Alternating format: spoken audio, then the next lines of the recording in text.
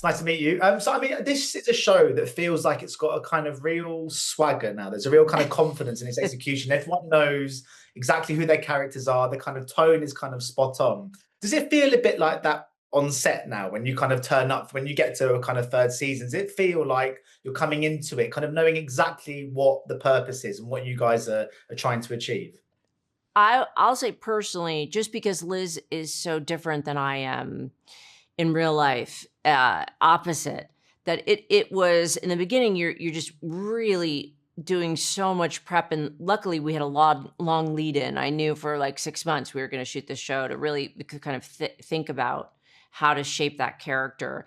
That by And also because the relationships on our show have organically grown. We're all so close. Then in the third season, it's the joy of doing a television series. Is that by the third season, you go in, you're really knowing your character. Even if you get thrown things that are different, I still have to work as hard, but you have a little bit of confidence of who your character is. But also with Liz, she didn't know what she was doing in the first season. You know, she was so lost. And now she's having a glimpse of like what her life could be like.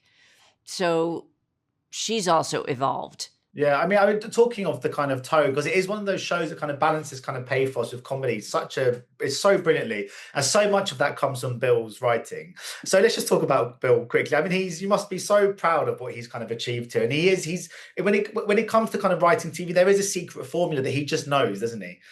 He just knows. He knows how to fix things. He knows how to tie story.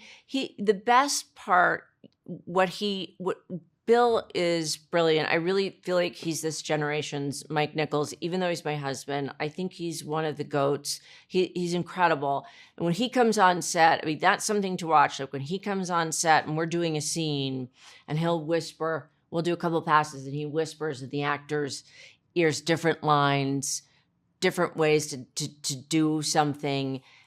And we all die. I mean, it's so funny. And he'll also come and be able to give a note that you didn't think of before in a way that you hadn't thought of it. And you're like, oh, why was I thinking it was this way the whole time? And this way is so much funnier. But he also has no ego. If you say like, oh, can I try a joke this way? I didn't think it seemed like that. Bill's like, try it. And if it's funnier, he'll use it. He doesn't have an ego about that. So it's a pleasure. He's a lovely man. And I'm lucky to be married to him. And I know you're a very kind of musical person. Do you Yeah. have playlists or certain songs to kind of get you into the right mood for a scene? Are there any for kind of shrinking that you've used? Is that a kind of tool that you kind of access when it comes to getting into the headspace of a character? Yes. I mean, I'm the music supervisor on Shrinking. So before we start shooting, I always prepare and have the playlist that I know that I'm of new artists that I want to use on the show.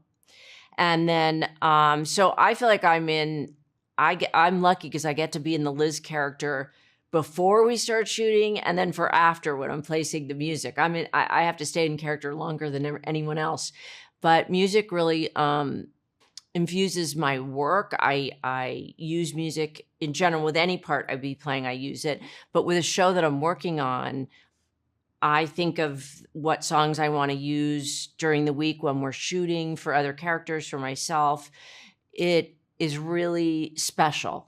Yeah, do you tell Bill some of the songs you've got in mind before he's written it, so that when he's writing it, he writes certain scenes with that song in his head to kind of help establish the tone of the moment? I do. It's the best when a song is written for something. There was a song that Brandi Carlile had recorded, and my daughter's fiance had produced it. And I heard it 2 years ago. I'm like, I have to have it for Shrinking. And I wanted it last year, although it was better to have this year, but I wanted it last year. It still hadn't been released. And I'm like, I want this song. And Brandi and her wife, Catherine, called me and said 4 shows want the song, but we love Shrinking. We want you to have it. Do you want it? And we're in the middle of shooting. And I've never done this. I don't really have permission, but I was like, no, I do. But we just bought it, and then they wrote to it. And, like brought in a crane shot and wrote, and I'm telling you, when it's in the finale, and even talking about it now, I get goosebumps. Oh, I can't wait. I haven't got that far. I'm watching the finale. Oh my God, you're going to die. You're gonna die, and we're lucky that we had this song and it was perfect. I'm so glad it wasn't available for me. Brilliant. Well, I can't wait to see it. Thank you so much for your time today, Christa. Best of luck with the release of the show. Thank you. Wait, I'm coming to London. You got to see, my daughter is opening up for Somber in Stadium in the UK. You got to go. That? It's when's in that? March. Oh yes, I'm around in March. Yeah, 100%. you let me know. Yeah. I'll hook you up. We gotta, you gotta go. It's gonna be great. Yeah. Ladies and gentlemen, you're watching Hey You Guys! Hey, you guys! Hey, you guys! Hey, that's what they all say. Hey, you guys! Hey, you guys!